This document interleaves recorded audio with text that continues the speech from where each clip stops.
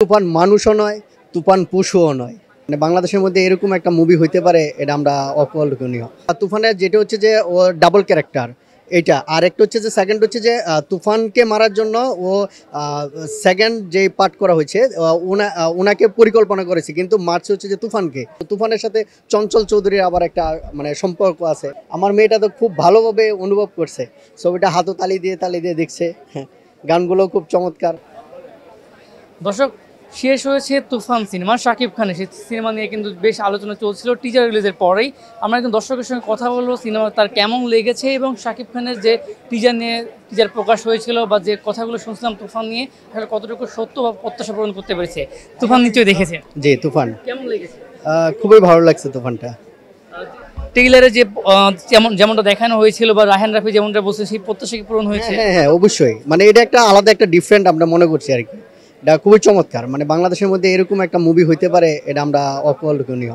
Walton fridge কিনে অনেকের মতো আপনিও হয়ে যেতে পারেন মিলেনিয়াল। সেরা পণ্যের সেরা অফার।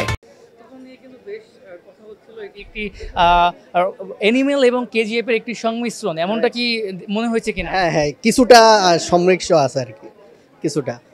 ঈদে কিন্তু আরো 4টে সিনেমা, শাকিব খান সহ 5টে সিনেমা মুক্তি পেয়েছে। ওই সিনেমাগুলো দেখা হবে? ওই সিনেমাগুলো অবশ্যই দেখবো আমি। আচ্ছা, তুফানে কোন অংশটি আসলে মনে হয়েছে যে একটু ডিফারেন্ট? যেমন হচ্ছে যে তুফানের যেটা হচ্ছে যে ও ডাবল ক্যারেক্টার এইটা, আর একটা হচ্ছে যে সেকেন্ড হচ্ছে যে তুফানকে মারার জন্য ও সেকেন্ড যে পার্ট করা হয়েছে ওনাকে পরিকল্পনা করেছে, কিন্তু মারছে হচ্ছে যে তুফানকে। এটা একটু ডিফারেন্ট লাগছে আর কি, কিন্তু লাস্টে খুব চমৎকার লাগছে যে তুফানও মানে বেঁচে আছে, কিন্তু তুফানের সাথে চঞ্চল চৌধুরীর আবার একটা মানে সম্পর্ক আছে, এরকম একটা বিষয় আর কি। জানতে চাচ্ছি যে চঞ্চল চৌধুরী এমন একটি নাম, দুই বাংলায় সমান জনপ্রিয় এবং তিনি নিজেকে প্রতিনিয়ত প্রমাণ করছেন।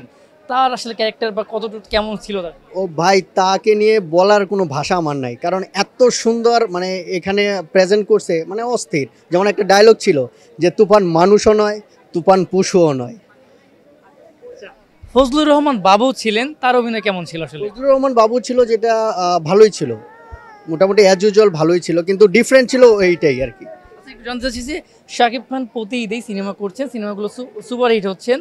প্রিয়তমাকে ভারতীয় নায়িকা ছিলেন দীপিকা পাল, রাজকুমারী ছিলেন একদম হলিউড অভিনেত্রী ছিলেন, এবং এইবারও আবারও সে কলকাতার নায়িকা। এই যে ভিন্নতা, তো এই ভিন্নতা আসলে শাকিব খানের সঙ্গে কতটা আসলে অ্যাডাপ্ট করতে পেরেছে বা কতটুকু শাকিব খানের সঙ্গে গিয়েছেন এই মিমি চক্রবর্তী অভিনয়? মিমি চক্রবর্তীর অভিনয়টা খুব চমৎকার হয়েছে, এমনকি এটা আমি মনে করি মিমি চক্রবর্তী শাকিব খানের সাথে যে ছবিটা করছে আমাদের, মানে ছবিটা আলাদা একটা মানে ফুটিয়ে উঠেছে যে এটার জন্য আর কি। বেসিক্যালি কিছু একটা জিনিস না থাকলে নাই হয়, কিন্তু এই সিনেমাটার মধ্যে আমি এরকম কোনো কিছু পাইনি। আমার মেয়েটা তো খুব ভালোভাবে অনুভব করছে, ছবিটা হাতও তালি দিয়ে দেখছে। হ্যাঁ, গানগুলো খুব চমৎকার ছিল। তুফানের মতো সিনেমা কি বাংলা সিনেমার যে উন্নয়নের জন্য কি কতটুকু ভূমিকা রাখবে বলে মনে করছে? যদি এরকম টাইপের হয়, তাহলে আমি মনে করি যে সিনেমার জগৎটা আমরা মানে দর্শকরা আরও ভালোভাবে উৎফুল্ল হতে পারবো, এমনকি প্রত্যেকটা সিনেমা হল আরও আগের মতন পুরনোর মতন কিন্তু সিনেমাগুলো ফিরে যাবে আমার মনে হয় আর কি।